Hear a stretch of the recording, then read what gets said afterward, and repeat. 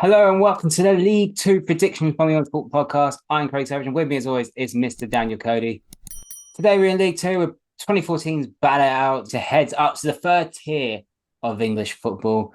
Unfortunately, there'll be two teams that we going into non-league, the National League. But who we predicted to go into those positions? We're going to do the top seven and the bottom two. We will post on our socials the rest of the positions. So if your team's not in that, you're safe. You're going to be in League Two for the next season. This is all harmless fun. Obviously, please do comment down below who you think is going to go up and down, and also be nice in the comments. And don't forget to like this video and subscribe while you're there as well. So please do that. And we also got at Fantasy EFL. We're going to be doing that again this season. Cody's going to set up the team, and me and Charlie will just watch and think, why have you done that? Always get the blame. Always get the blame. So let's start off with the bottom two. Who's going to go down into the National League? Daniel Cody, start with you. Yeah, and again, I will start with the caveat of there are still 6 weeks of the transfer window to go, so be light with us. But uh, I was fairly settled with my bottom two based on what's happened so far. So in bottom place, I've gone for one of the sides who were in that battle last year and just about survived. I've gone for Accrington Stanley because look, it was a fairly narrow survival last year. They won some big games late on. You've got to give them credit for staying up in those situations because they could have crumbled after poor form. But there's not much to convince me that they won't be in the same battle again because if you look at the transfer window so far, again, still 6 weeks to go, but they've not massively improved the squad. They've not signed a lot of EFL experience. And I look at the two sides that have come up who both look fairly strong on paper, both clubs that historically have been in the EFL for a long time. And I look at Accrington's squad and a couple of the others down at the bottom, and I just think I don't see how you're not in a relegation battle again. So I fear for them more this time. I think on paper, they're probably my favourites to go down. So as a result, I had to put them in 24th. Yeah, to be honest, there's quite a few teams that I would have down there in the bottom two, and this one would. I think I put them down there last season. They just about got away with, and that's Newport County again. I feel like I keep picking on Newport County. I'm really sorry, Newport fans, but hasn't really improved. Good cup team from time to time, but then I see some games, I see some results. I'm like, what? And some of the goals you guys were thinking like, what the hell has happened here? But I do think Newport will be down there, but it won't. I don't think they'll be drift away like your Carlisles and your Morecambes from last season. But I think it will be quite a tight battle in that bottom two. It's going to be quite tough to pick the right two because I've got about 5 or 6 teams. So unfortunately, it's going to have to be Newport County. 23rd place. Yeah, similar to you, 5 or 6 teams. I think anyone from probably my 19th I could see possibly being down there. So again, I had Fleetwood drifting a bit more. They were poor last year. Crew were struggling for goals last year and they haven't done much about it. Cheltenham, I don't know what's going on there, but they're in a bit of a mess at the minute. And then Harrogate are another side that have been down there a few years, doing so well, a bit like you've mentioned before with others, punching above their weight. You said that with a couple of them in League One. Might be a tough year for them losing their skipper to retirement and not signing many. But in 23rd, similar to you in the end, I just went for it. I went for Newport County because, I mean, you've mentioned a couple of the reasons there. Some of the goals they conceded last year, the league's worst record, 76 conceded, had the worst away record in the division last year too. So often relied on that home form, but the consistency's drifted a little bit. There's been a big turnover to the squad. They've signed a couple of decent players, but I don't think there's enough to get them away from trouble. And much like last year, part of the reason you went for them last season is because they had a completely inexperienced manager in who we had no idea what was going to produce. Yes, he's not there anymore, but they've made the exact same mistake again. And you're gambling on a coach getting it right, which when you're in a tight battle, which, like you say, I think it will be a tight one down at the bottom of League Two. I just think, say, a Harrogate, who I would have had closest to that, they've got an experienced manager who's been working there for years with a stable squad. Could that be the difference between two even teams? So, as a result of that, I've just gone for Newport in the bottom two as well. But like you said, I think it's going to be a really tight battle down there yet again. I've gone for Harrogate. Similar to Newport, I think like I really like Harrogate. The one game I actually watched Harrogate play, obviously it was in the cup game a couple of years ago against Luton. And I just like their how they've approached their business really from obviously going up from the National League.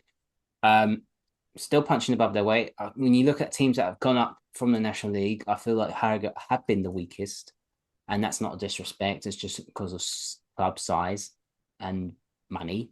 And they've done well to survive this many years. So, feel this could be the year. As you said, they've lost the captain to retirement, who was very experienced player. Obviously, they're not going to sack the manager. I think he'll stay. Because maybe because his dad's the owner. But yeah, I feel that it might be one season too many for Harrogate. But as I said, when I said Newport, there'd be 5-16. I think Tranmere will be down there. I think I don't think the two teams that got promoted from the National League would be up with down there as well. I think Barnet and Oldham would be fine. Agreed. Accrington, as you said. I hope you're wrong, Uh, as Harrogate are one of my most local yeah, EFL you're a sides. local team. Yeah, it's now your local team because you moved up north. Anyway, moving on back to League Two. Let's start with the playoffs now. Seventh place because obviously four can go up. This is brutal because it is so evenly matched. And last year, again, we were fairly certain with who was going to be right up the top, but this is an absolute minefield. So I'll just give you a couple I've not put in there, which are I've not gone for Walsall to go in the top seven after what happened last year, the double whammy. I think they'll drift a little bit. They've lost some key players too. I was tempted to chuck Ian Holloway and Swindon up there. They've signed well again, but I've resisted. I don't think Cambridge will bounce back that quickly. And I've gone for Salford and Colchester to just miss out again, even though the bookies have got both of them as among the favourites for the top seven. But I have gone for one side to survive in the playoffs from last season, and that team is Notts County in seventh place because I quite like what they've added. They were obviously, you mentioned it in the League One predictions the other day, they were stifled by AFC Wimbledon really well in the playoffs. They just completely played into their style. I do worry that they've lost Dave McGoldrick, who was such a big influence there, and I think made Jatta a better player alongside of him because he was clever with his movement. But they've added so many experienced professionals in other areas. Keller Roos, the old Derby keeper, Ollie Norburn's coming in midfield. They've got some younger players in defence as well, which I think will allow them to play a bit more into the manager's style, a bit higher up the pitch overall. If he can score at the same rate again, Jatta, despite not having McGoldrick alongside him, I think they'll be in there. But I think losing him means there's no chance of the top three. So as it stands, I've gone for them to sneak in the playoffs, but maybe to drop one position into seventh this year. I've gone for Colchester United. Now, previously, I have Colchester to go down I think we to the both did National last League. year, didn't we? I don't think they don't did, but they've done really well to obviously one make us look silly and to actually be challenging again. So they've recruited quite well over the summer. They looked stronger back in the last season. So I think they could be a dark horse to actually make the playoffs this year. Danny Cowley's done a good job again, hasn't he, to be fair Ah, to him? great bloke. Obviously, yes, he likes this direct type of football. We've seen it over the years, obviously with Portsmouth and Lincoln. But yeah, I think it's perfect. It's Cowley's suit, Colchester United. Agreed. Right, sixth place. I had to gamble on a couple of the relegated sides, even though I'm not sure which of them will be strongest. And again, with so long to go in a transfer window, it's hard. But again, I've gone for this one a little bit on the strength of a returning manager, and that's Bristol Rovers because they had a really disappointing year last year. They've had a bit of a clear out of some of the older heads that had maybe been there a bit too long or maybe had a little too much influence. They really needed to rebuild. They've added EFL experience in the right areas. You feel it's going to come down to fitness with some of their signings. So, like Josh McEachran could be a brilliant signing in centre midfield, but you've got to keep him fit, which is a big question. But their signing in the summer is without doubt Darrell Clark returning as manager because if he's given time and he gets it right, we know what he can do with Bristol Rovers. We know what he can do at this level across the board. So, they've got to improve on the awful defensive record that massively cost them in League One, but I'm going to trust Darrell Clark to do a little bit more work in the window and to get them moving in the right direction again. And I'm going to go for Bristol Rovers to sneak in sixth place just because of Darrell Clark. I've gone for Walsall in sixth. It's a risky one with Walsall. I was up in an iron Walsall because obviously I know they've lost some key players. They've completely bottled it How do you last recover season. from that twice to lose the top three and then the They playoff final? they were, I swear at one point by December they were like 12 points clear. They've completely bottled it. And then obviously, yeah, it's always going to be tough in the playoffs anyway because you feel like you've lost that momentum to not make it into the top three. I know obviously the late Bradford goal hurt, obviously definitely hurted them, but they didn't really play well in the playoffs as well. So it's always tough for a team to bounce back from losing a playoff final. So it will be tough, but I still think they'll be challenging, um, but not convincing as they were last season. But I think they'll sneak in the playoffs. Right, fifth. Yeah, I've gone for another of the relegated sides here, and I've gone for another manager with EFL experience who I don't think is your favourite from memory, but I've gone for Michael Appleton and Shrewsbury Town. Look, they've made the right signings in my book, but they had a terrible year. Obviously, got relegated with ease from League One, but they've added big experience to the squads. They've rebuilt cleverly. You've got people like Sam Clucas coming in, Will Boyle, who was at the back for Wrexham, who was very good at this level a couple of years back. They've bolstered the spine of the team. They've added better people into the defensive areas. And I feel the squad is in probably better shape than it was in the back half of the League One season, which is a good sign for them having been relegated. I think the big defensive improvements will be enough to get them into the top seven anyway, but I don't think it's going to be an easy season. I don't think they're going to be flying at the top. And obviously, they had that time at the end of last season where Ainsworth left for Gillingham, who obviously I'm sure might get a mention at some point, but I'm going to go for them to get into the top seven. And in fifth place, Shrewsbury Town. Well, my fifth place is the former manager of Shrewsbury Town's new team. It is Gillingham. Told you would get a Uh, mention. yeah, well, very straight away, straight away. There's something about Gareth Ainsworth that I like, and I think obviously yes, enough EFL experience took Wickham up to the Championship. All right, didn't do well at QPR, but that's not the point, and didn't do well at Shrewsbury either. So why am I putting him in fifth place with Gillingham? I don't know. It just suits certain managers suit certain clubs.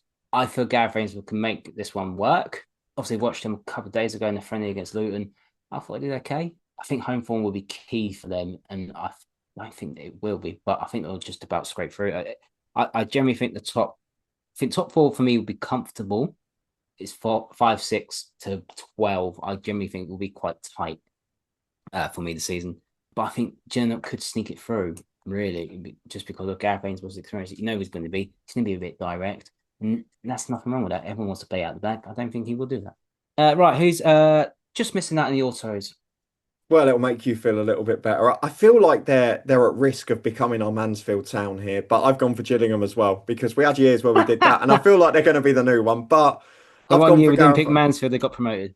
They did do it in the end, exactly. The year I didn't predict it, but they've gone for Gareth Ainsworth. And look, I go back to one of the ones I mentioned in the playoffs in League One a couple of days ago, which is Gillingham had one of the best defences in the league last year. They just could not score goals for the life of them. 41 goals in 46 games. You come in as a manager, it's very clear where you've got to improve the team. And he's gone back to one of those old folks from Wickham, to Sam Vokes as a big target man up front, which tells you exactly how they're going to play, exactly how they're going to approach you. But again, if they keep him fit, if they keep him firing, he will still score you a fair few goals at League Two level and probably fire you to the playoffs. So if they can maybe add, Keep Bradley Dack fit as well. well, Because exactly, they've got the quality there. It's just about can they add one or two more players to maybe take some of the physical load off of those players and to give them an option when they are up in games to be able to rest them for half an hour here or there, keep them fit.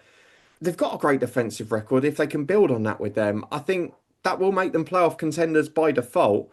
And while I think it's going to be tight between a lot of the sides I mentioned a bit earlier on, I've gone for Gillingham to get in there and relatively comfortably in the end, in fourth place. But I'm not sure they'll be that close to my top three.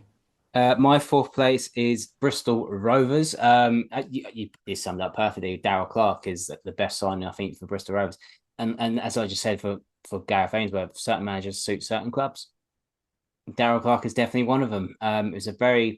It was a weird move by them last season, getting a very experienced manager, Indigo Idiakis, in, and didn't make any sense to me. So they've gone back to their tried and trusted, which I feel is the right move.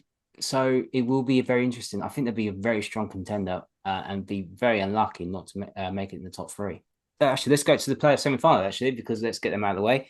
Gillingham for you versus Notts County, and Shrewsbury versus Bristol Rovers. Well, that second one is almost impossible to call. I have to go for Gillingham against Notts County because I think in the clash of styles, I think Gillingham will be able. It's a very similar matchup to Wimbledon Notts County last year, to be honest with you, and I think Gillingham would come out on top yet again. So I'm going to go for them to win that one. Shrewsbury, Bristol Rovers, bloody hell. It's a tough one. That is a very tough It one. is a tough one. And they're the two that I'm a little bit unpredictable about. But I'm going to go for Shrewsbury. I'm going to go for Shrewsbury Town on this one because I think they've added some good experience to the squad. So basically, I'm just going for the top two because I don't really know the answer. That's what I'm doing for each playoff campaign so far, which you'll notice. Oh, that final's going to be brutal, isn't it? I'm going for Gillingham. I'm going for Gillingham to beat Shrewsbury in the final. Gareth Ainsworth, he's been there, done it, worn the t-shirt. He's got experience in his side. I think they're of the four teams in the playoffs, they're the ones I'm most certain of getting there. And I say that every year. And like Mansfield, they failed every year so far. So I'm going to go for them to do it this time, and hopefully we'll eventually be right.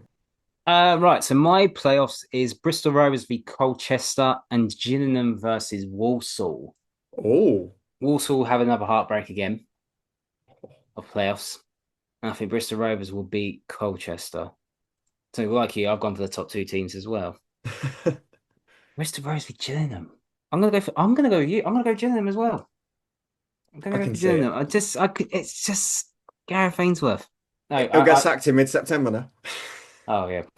Sorry, Gareth. Yeah, no, but we do think you'll go up. So there you go. Gillingham. We both predict to get up the players. But who joins Gillingham? Let's go for our top three, starting off with third place. Well, this of all of them is the one that I've gone 100% on the manager. And I mentioned him briefly in the League One prediction show because he almost kept the side in League One against all odds. And I'm talking about Scott Lindsay at Crawley, who probably wishes he didn't leave last summer now and have the MK experience, but went back to Crawley, almost produced the Great Escape. But it's back to the drawing board because, like after their promotion the year before, they've lost loads of key players again. They've been forced to go out and get lots of experience from other EFL clubs. Their hopes again depend on fitness of a striker because they've got a goal scorer in Kabongo Shimanga, but they've got to keep him fit and they've got to keep him scoring. He's more than capable of doing it at that level with the right service. And look, there's no man that I doubt less as a coach. He's been absolutely fantastic for them. It's one of those where, as we mentioned, the manager fits the club. If they can, add the right players before the end of the window, keep their star players fit, and keep Scott Lindsay for the whole year. I think Crawley would be one of my favourites, purely on the manager, the way they finished under him, and what he did last time they were in League Two with a squad that was expected to get relegated at that time. I've gone for Notts County in third. I like what they've done. I think there was a lot of criticism on the Notts County manager Agreed, yeah. back in last season, but it's still a good achievement. I know losing David McGoldrick doesn't help as well, but Jatta looked strong. He looked really physical, and all right, the red card in the semi-final wasn't ideal, but yeah, if we can keep him strong and in September, they will be strong again this season, and I think they'll learn from last season. And well, I think they'll learn more last from this season, how they were last season compared to Walsall. Yeah, agree. So, so I've got them in the top three. Second place, I think I'm going to guess we've gone for the same top two, but Well, if what order? if we've gone for the same top two, it will prove at last that you are not biased, won't it? So that'll give us the answer in itself. In second place, I have gone for Charlie's favourite client, Paul Cook and Chesterfield, because look, they had a really solid season last year after their EFL return, making the playoffs where I know they were disappointing against Walsall, but they've improved again. They're another one of those, you mentioned it a couple of days ago with Stockport, who have progressed through the levels as Luton did a few years earlier. And I feel Chesterfield could be the next one of those, keeping Paul Cook as well. They've lost some quality players, but they've got back McCanday, who they had on loan before. They've signed Lee Bonis, who was Charlie's favourite player at Larne, has gone over and played in the Netherlands now and is a very good goal scorer at this level. And it adds not just the experience that they had last year in attacking areas with the Will Griggs and your John Flex and all of that sort, but it adds a bit of dynamism, a bit of pace to run in behind as well. Because I went to watch a game in late March against Harrogate, and Harrogate just sat behind the ball and they couldn't break them down. So to have that little bit of pace in behind will make a bit of a difference. Players that can make runs off the ball rather than just keeping possession. We mentioned it, they've got bundles of experience, they've got technical ability, they've got control in the team. Now they've added some talented young players. I think it's going to be another Paul Cook masterstroke. So top three for me, I think I'm fairly confident of, and I'm going to chuck them in the middle of that three with a second place finish. Yeah, I think the top two. I think it solely relies on the manager. My second place team is Milton Keynes. Paul Warne. I think that's a really good Yeah, bit of business with getting Paul Warne in. Obviously, just got sacked from Derby, and to get him into push, well, him to go down to League Two, I think it's a shrewd bit of business. And his experience will take them up there. They're going to be very strong this season. But what will not help them is a lack of crowd.